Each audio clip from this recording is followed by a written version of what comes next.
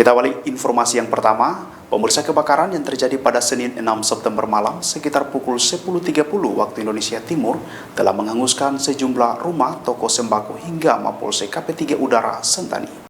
Polisi masih dalami kasus pembakaran yang terjadi di Kompleks Bandara Sentani, Kabupaten Jayapura, Selasa 7 September dini hari. Hal ini disampaikan langsung Kapolres Jayapura AKBP Frederikus W.A. Maklarimboen SIK MH saat diwawancarai awak media di ruang kerjanya. Peristiwa kebakaran di Kompleks Bandara Sentani itu terjadi pukul 10 malam yang dilakukan oleh salah satu kelompok yang juga tokoh adat atau Ando Afi berinisial YE.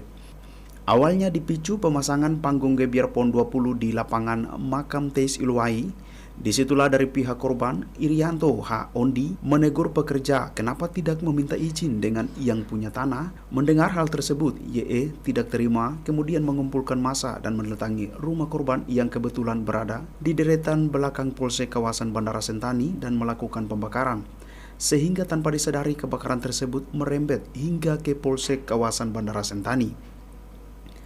Kapolres Jayapura AKBP Frederikus W.A. Maklarimboen SIK MH saat diwawancarai awak media di ruangannya mengatakan hitungan sepintas ada 9 petak ruko dan 1 rumah tinggal milik korban.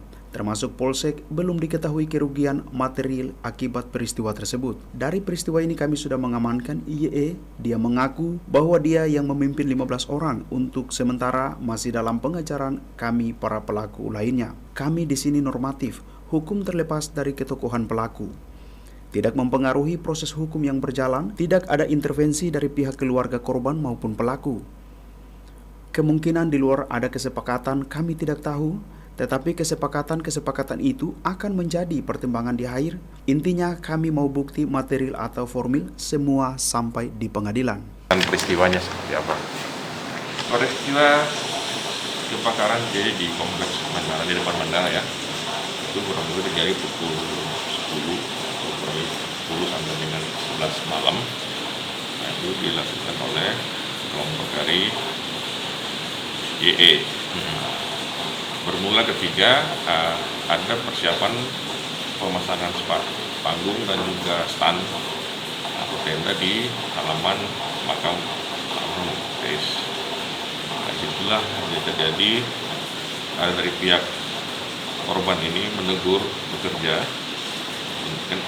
kenapa melakukan itu tanpa mengizin kepada yang punya tanah. Namun mereka melakukan. Setelah itu mereka melaporkan kepada pihak pelaku, dalam hari ini YE. Nah, dari YE itu kan tidak menerima itu. Setelah itu mengumpulkan kelompoknya. Setelah itu menuju ke kompleks bandara dan melakukan pengerusakan dan pembakaran terhadap rumah dari saudara YI sendiri. Nah, tanpa disadari pembakaran itu kan merembes semua bangunan yang ada di kompleks itu, bahkan sampai di polsek kawasan bandara. Kami menghimbau kepada pihak keluarga korban kalau semua ini berjalan sesuai proses hukum. Tidak ada yang main-main dalam peristiwa ini. YE masih intensif dilakukan pemeriksaan, namun dari keterangan pelaku maupun korban dalam 1x24 jam ini, YE kita naikkan statusnya atau ditetapkan sebagai tersangka. Dari Kabupaten Jayapura, Papua, Tim Liputan Jaya TV mengabarkan.